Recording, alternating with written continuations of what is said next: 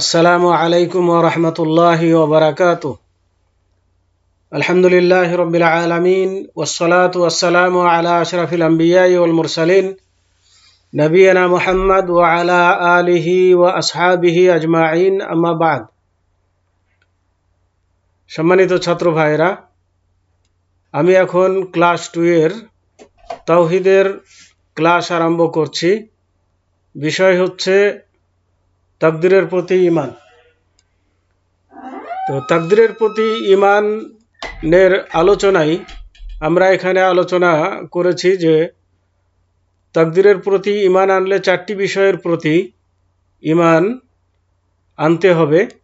সেগুলো একাধারে আলোচনা হয়েছে এবং সেখান থেকে আমরা আলোচনা থেকে যেটা বুঝেছি যে মানুষের ইচ্ছা শক্তি তাকদীরের বাইরে নয়। তার মানে তাকদীরের সাথে মানুষের ইচ্ছা শক্তিরও প্রভাব রয়েছে। তো তার কোরআন এবং হাদিস দ্বারা দলিল পেশ করা হয়েছে। এখন যেটি আমি তুলে ধরব সেটি হচ্ছে বাস্তবতার প্রমাণ। তার মানে মানুষের ইচ্ছা শক্তির যে প্রভাব রয়েছে, স্বাধীনতা রয়েছে, সেটার একটা বাস্তবমুখী প্রমাণ হচ্ছে এই যে প্রত্যেক ব্যক্তি জানে যে কোনো কাজ করা বা না করা তার ইচ্ছা ও ক্ষমতার প্রতি নির্ভরশীল। সে তার ক্ষমতা ও ইচ্ছা দ্বারা উক্ত কাজ করতেও পারে এবং ত্যাগও করতে পারে, যা তার ইচ্ছাই হয়ে থাকে। যেমন পথ চলা তার ইচ্ছার মধ্যে, আর শরীরের কাঁপুনি ও শিহরণ তার ইচ্ছার বাইরে। তবে বান্দার ইচ্ছা ও শক্তি আল্লাহর ইচ্ছা ও ক্ষমতায় সম্পন্ন হয়ে থাকে। এ সম্পর্কে আল্লাহ পাক ইরশাদ করেন, লিমান শাআ মিনকুম আন ইস্তাকিম ওয়া মা তাশাউনা ইল্লা আন ইয়াশা আল্লাহু রাব্বুল আলামিন। অর্থাৎ তোমাদের মধ্যে যে সরল পথে চলতে চায় তার জন্য সরল পথ। তোমরা ইচ্ছা করবে না যদি জগৎসমূহের প্রতিপালক আল্লাহ ইচ্ছা না করেন। তার মানে এই আয়াত দ্বারা বোঝানো হলো যে মানুষের ইচ্ছা শক্তি তো আছে, কিন্তু মানুষের ইচ্ছা শক্তিটাই সবসময় কার্যকারী নয় যতক্ষণ পর্যন্ত তার ইচ্ছার সাথে আল্লাহর ইচ্ছা না হবে। তার মানে মানুষ যেটা ইচ্ছা করবে সেটা যদি আল্লাহ রাব্বুল আলামিন করতে দেন তাহলে পরে সে করতে পারবে, আর যদি আল্লাহ ইচ্ছা করেন তাহলে তাকে সেই কাজে বাধা দিতেও পারেন। এই ক্ষমতা আল্লাহ রাব্বুল আলামিনের আছে। তো এখানে আমাদেরকে জানতে হবে, মনে রাখতে হবে যে মানুষের ইচ্ছা রয়েছে, তবে মানুষের ইচ্ছাটা প্রতিফলিত হবে তখনই যখন এই ইচ্ছার সাথে আল্লাহর ইচ্ছা মিলিত হবে তখন। সূরা তাকবীর 28 এবং 29 নম্বর আয়াত। কারণ সমস্ত সৃষ্টি জগৎ আল্লাহরই কর্তৃত্ব ও মালিকানাধীন, কাজেই তার রাজত্বে কোনো কিছুই তার ইচ্ছা ও জ্ঞানের বাইরে হতে পারে না। পূর্বের বর্ণনা অনুযায়ী তাকদীরের প্রতি ঈমান আনার অর্থ এ নয় যে বান্দা সমস্ত ওয়াজিব ইবাদত ও দায়িত্ব পালন না করার এবং পাপ ও অন্যায় করার প্রমাণ হিসেবে পেশ করবে। তাদের এ যুক্তি কয়েক দিক থেকে বাতিল ও অকার্যকর। প্রথম দলিল আল্লাহর বাণী,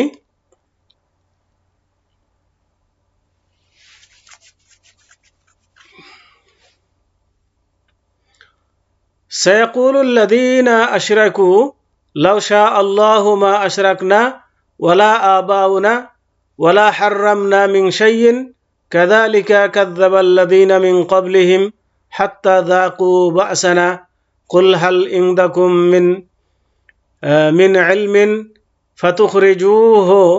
فتخرجوه لنا إن تتبعون إلا الظن وإن أنتم إلا تخرصون। অর্থাৎ যারা শিরিক করেছে তারা বলবে যে আল্লাহ যদি ইচ্ছা করতেন তবে আমরা ও আমাদের পূর্বপুরুষগণ শিরিক করতাম না এবং কোনো কিছুই নিষিদ্ধ করতাম না। বস্তুত এভাবেই তাদের পূর্ববর্তীগণও কাফিররা রাসূলদেরকে মিথ্যা প্রতিপন্ন করেছিল। অবশেষে তারা আমার শাস্তি ভোগ করেছিল। বলো, তোমাদের নিকট কোনো দলিল প্রমাণ আছে কি? থাকলে আমার নিকট তা পেশ করো। তোমরা শুধু কল্পনারই অনুসরণ করো এবং শুধু মিথ্যাই বলো। সূরা আনাম 148 নম্বর আয়াত। তাকদীরের প্রতি ঈমান আনা যদি তাদের প্রমাণ হিসাবে যথেষ্ট হতো তাহলে আল্লাহ তাদেরকে তার আযাব উপভোগ করাতেন না। মানে তারা যে বলতো যে আমরা তাকদীরের প্রতি বিশ্বাস করেছি, আমরা তাকদীরে যেটা আছে সেটাই করব, তো এই ধরনের করার কারণে তাদের উপরে কি এসেছিল? শাস্তি এসেছিল। তাহলে খালি তাকদীরের উপর ভরসা করে বসে থাকা চলবে না, বরং নিজের যে কর্ম করতে হবে সেটাও করতে হবে। দ্বিতীয় আল্লাহর বাণী, রসুলাম মুবাশশিরিনা ওয়া মুনযিরিনা লিআল্লা ইয়াকুনা লিন-নাসি আলাল্লাহি হুজ্জাতুন বা'দার রুসুলি ওয়া কানা আল্লাহু আজিজান হাকীমা। অর্থাৎ আমি সুসংবাদদাতা ও সাবধানকারী রাসূলগণকে প্রেরণ করেছি যাতে রাসূলগণ আসার পর আল্লাহর বিরুদ্ধে মানুষের কোনো অভিযোগ না থাকে এবং আল্লাহ পরাক্রান্ত মহাজ্ঞানী। সূরা নিসা 165 নম্বর আয়াত। এখানে আল্লাহ রাব্বুল আলামিন বললেন যে আমি রাসূলগণকে পাঠিয়েছি সুসংবাদ দেওয়ার জন্য এবং ভয় প্রদর্শন করার জন্য, যাতে করে মানুষ বলতে না পারে যে আমরা তো কিছুই জানি না, আল্লাহ যা করিয়েছে আমরা তাই করেছি, এ ধরনের কথা যেন বলতে না পারে। তাহলে এখানে এই আয়াত দ্বারাও প্রমাণিত হয় যে মানুষের কে আল্লাহ রাব্বুল আলামিন ইচ্ছা শক্তি দিয়েছেন, তাদের ইচ্ছার প্রতি ইচ্ছা অনুযায়ী কাজ করা দরকার। যদি তাকদীর অমান্যকারীদের শক্তি যুক্তি হিসাবে গ্রহণ হতো তবে রাসূল প্রেরণের কোনোই যৌক্তিকতা নেই, কেননা রাসূল পাঠানোর পর অপরাধের বাস্তবতা আল্লাহর শক্তিতে আপতিত হয়ে থাকে।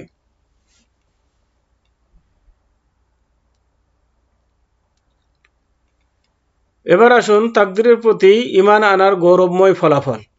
তাকদীরের প্রতি বিশ্বাস রাখলে যে উপকারটি পাওয়া যাবে তা হচ্ছে, প্রথম, কোনো কাজ করার সময় সর্বশক্তিমান আল্লাহর প্রতি সম্পূর্ণ নির্ভর করা, যাতে ব্যক্তি শুধু মাধ্যম বা উপায়ের প্রতি নির্ভর না করে, কারণ প্রতিটি কাজই আল্লাহরই ইচ্ছাধীন। দ্বিতীয় হচ্ছে, কোনো ব্যক্তি তার ইচ্ছা সম্পাদন হওয়ার পর যেন দম্ভ অহংকার না করে, কারণ তার কাজটি সম্পাদন হওয়া তার জন্যে আল্লাহর এক অনুগ্রহ, যা তিনি তার জন্য কল্যাণ ও সফলতার উপায় নির্ধারণ করে রেখেছেন। উক্ত কাজের প্রতি তার মুগ্ধতা ও পরমানন্দ প্রকাশ করার অর্থ হলো তাকে এই সমস্ত অনুগ্রহের কথা ভুলে দেওয়া।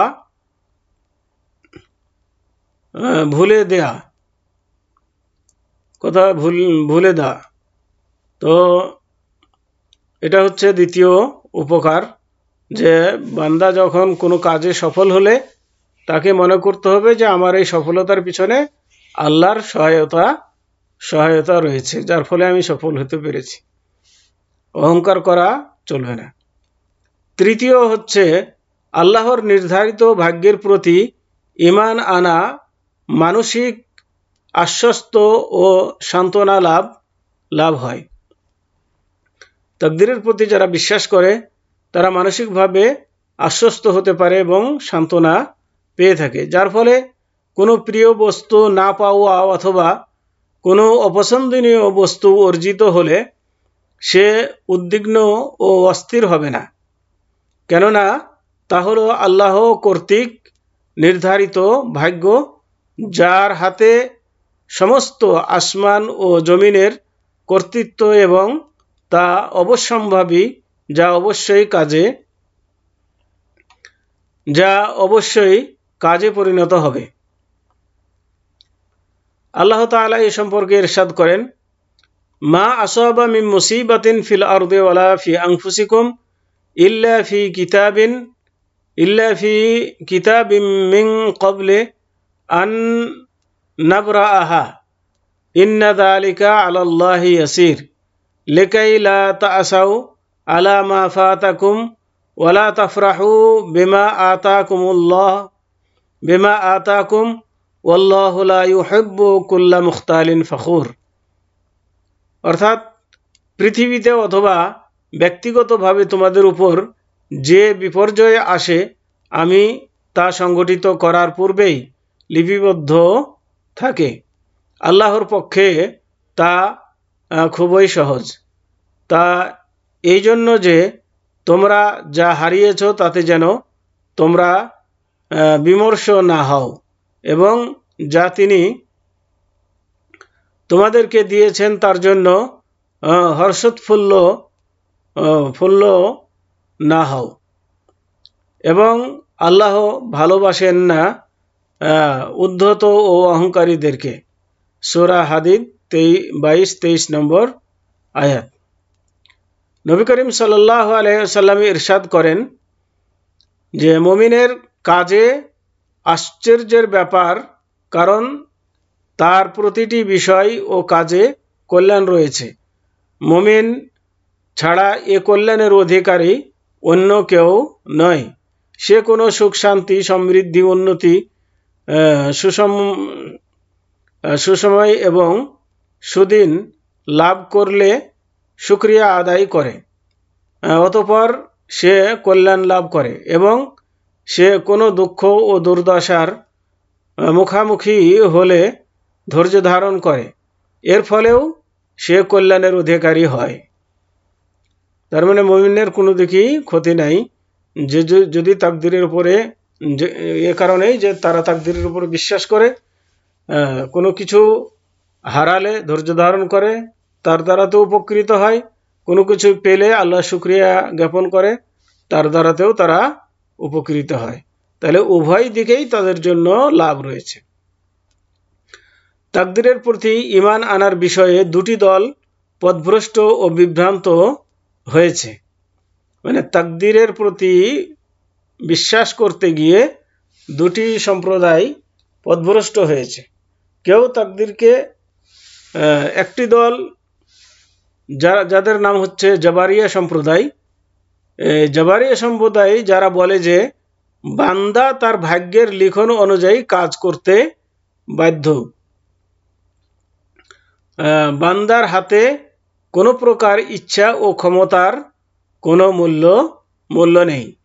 তার মানে এরা বলে থাকে যে মানুষের ভাগ্যে যেটা লেখা আছে সেটাই ঘটবে, মানুষের ইচ্ছার কোনো এখানে প্রভাব নাই, মানুষ ইচ্ছা করলেই হবে না। তো এখানে এই মতে তারা ভ্রান্ত, কারণ মানুষের ইচ্ছাও আল্লাহ দিয়েছেন, মানুষ ইচ্ছা করতে পারে। এই জন্য মানুষকে যে ভাগ্যের উপরে ভরসা করে বসে থাকা চলবে না। তো জাবারিয়া সম্প্রদায় হচ্ছে অদৃষ্টবাদী, যারা অদৃষ্টকে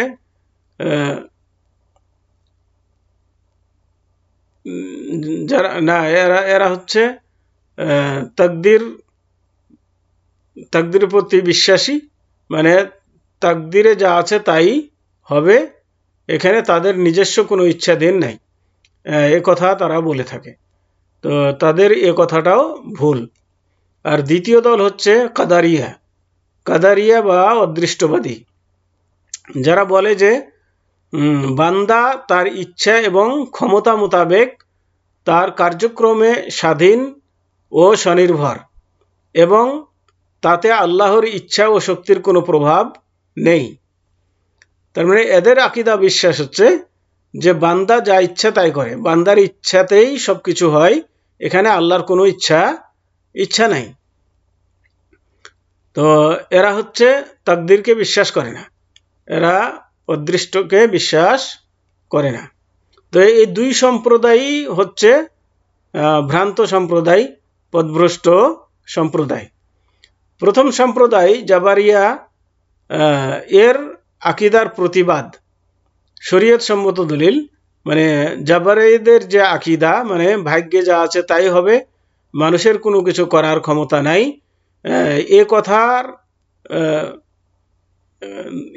এ কথার প্রতিবাদে আল্লাহ রাব্বুল আলামিন ইরশাদ করেন যে মিনকুম মান ইউরিদুদ দুনিয়া ওয়া মিনকুম মান ইউরিদুল আখিরাহ, অর্থাৎ তোমাদের মধ্যে কেউ ইহকাল কামনা করে এবং কেউ কেউ পরকাল কামনা করে।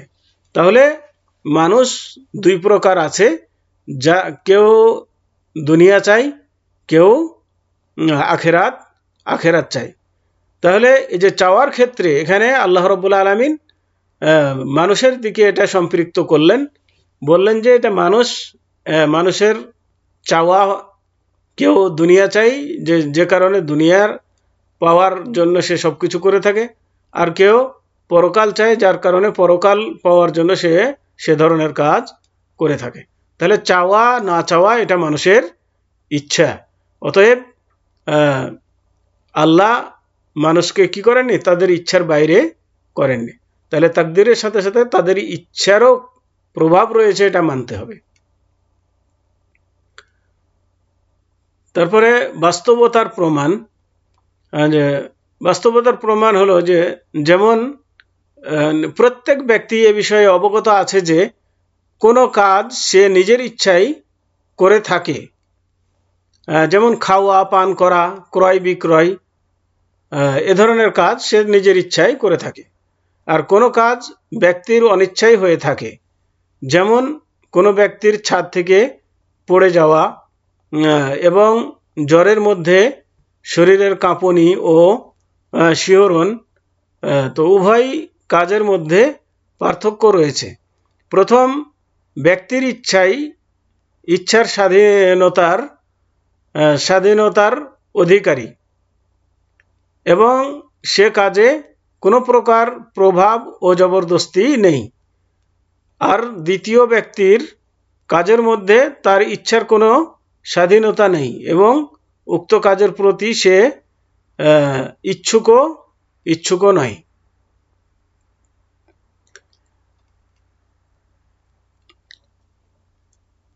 তাহলে এখান থেকে আমরা বুঝতে পারলাম যে মানুষ কিছু কাজ তার ইচ্ছাধীন করে থাকে, আর কিছু কাজ তার ইচ্ছার বাইরেও হয়ে থাকে, আর এটাকেই বলা হয় ভাগ্য। দ্বিতীয় সম্প্রদায় কাদারিয়া, এর প্রতিবাদ, মানে কাদারিয়া বলে থাকে যে ভাগ্য বলে কোনো জিনিস নেই, মানুষ যা ইচ্ছা তাই করতে পারে, আল্লাহর এখানে কোনো কি নাই, দখল নেই বা কর্তৃত্ব নেই। এদের এদের এই যুক্তির খণ্ডন হলো আল্লাহ পাক সব কিছুর সৃষ্টিকর্তা এবং তারই ইচ্ছাই সব কিছু হয়ে থাকে। আল্লাহ পাক তার পবিত্র কালামে ইরশাদ করেন যে বান্দার যাবতীয় কাজকর্ম তার ইচ্ছাই সংগঠিত হয়ে থাকে। আল্লাহ তাআলা বলেন, ওয়ালাউ শাআ আল্লাহু মাক্তাতালাল্লাযীনা মিন বা'দিহিম মিন বা'দি মা জাআতহুমুল বায়্যিনাতু ওয়ালাকিন ইখতালাফু ফামিনহুম মান আমানা ওয়া মিনহুম মান কাফার ওয়ালাউ শাআ আল্লাহু মাক্তাতালু ওয়ালাকিন্নাল্লাহা ইয়াফআলু মা ইউরিদ। এখানে আল্লাহ রাব্বুল আলামিন বলছেন যে আল্লাহ ইচ্ছা করলে তাদের পূর্ববর্তীগণ তাদের নিকট স্পষ্ট প্রমাণ সমাগত হওয়ার পর পারস্পরিক যুদ্ধবিগ্রহে লিপ্ত হতো না, কিন্তু তাদের মধ্যে মতভেদ ঘটল, ফলে তাদের কেউ বিশ্বাস করল এবং কেউ সত্য প্রত্যাখ্যান করল। আল্লাহ ইচ্ছা করলে তারা পারস্পরিক যুদ্ধবিগ্রহে লিপ্ত হতো না, কিন্তু আল্লাহ যা ইচ্ছা করেন তা করেন। সূরা বাকারা 253 নম্বর আয়াত। আল্লাহ তাআলা আরও বলেন, ওয়ালাউ শি'না লাআতাইনা কুল্লা নাফসিন হুদাহা ওয়ালাকিন হাক্কাল কাউলু মিন্নী লাআমলাআন্না জাহান্নামা মিনাল জিন্নাতি ওয়ান নাসি আজমাইন। অর্থাৎ আমি ইচ্ছা করলে প্রত্যেক ব্যক্তিকে সৎপথে পরিচালিত করতাম, কিন্তু আমার এ কথা অবশ্যই সত্য, আমি জিন ও মানুষ উভয় দ্বারা জাহান্নাম পূর্ণ করব। সূরা সাজদা। তাহলে এখানে আল্লাহর ইচ্ছা শক্তি অবশ্যই আছে। যদি ইচ্ছা শক্তি না থাকতো তাহলে মানুষ যা ইচ্ছা তাই করতে পারত। জ্ঞান ও বুদ্ধিসম্মত দলিল, যেমন সমগ্র সৃষ্টি জগৎ আল্লাহর মালিকানাধীন এবং মানুষ এই সৃষ্টি জগতের অন্তর্ভুক্ত ও আল্লাহরই মালিকানাভুক্ত দাস। কাজেই দাসের পক্ষে কোনোভাবেই সম্ভব নয় যে মালিক বা কর্তার অনুমতি ও ইচ্ছা ছাড়া তার রাজত্বে কোনো প্রকার হস্তক্ষেপ করা। তাহলে এখান থেকে বোঝা যায় যে মানুষ আল্লাহর দাস, আর দাসের জন্য সে আল্লাহর ইচ্ছার বিরুদ্ধে সে নিজেই স্বয়ংসম্পূর্ণ একথা যুক্তি বা দলিলে বা জ্ঞানে ধরে না। অতএব আমাদেরকে তাকদীরের প্রতি বিশ্বাস রাখতে হবে এবং তাকদীরে যে কিছু ইচ্ছা শক্তি রয়েছে সেটাও বিশ্বাস করতে হবে। মানুষের ইচ্ছায় মানুষ কোনো কাজ করে থাকে, আর এ করার পিছনে আল্লাহ রাব্বুল আলামিন হয়তো তাকে বাধা সৃষ্টি করেন না, যার ফলে সে করতে সক্ষম হয়। আবার কোনো কাজ করতে গেলে আল্লাহ রাব্বুল আলামিন বাধা সৃষ্টি করেন, যার ফলে সে করতে সক্ষম হয় না।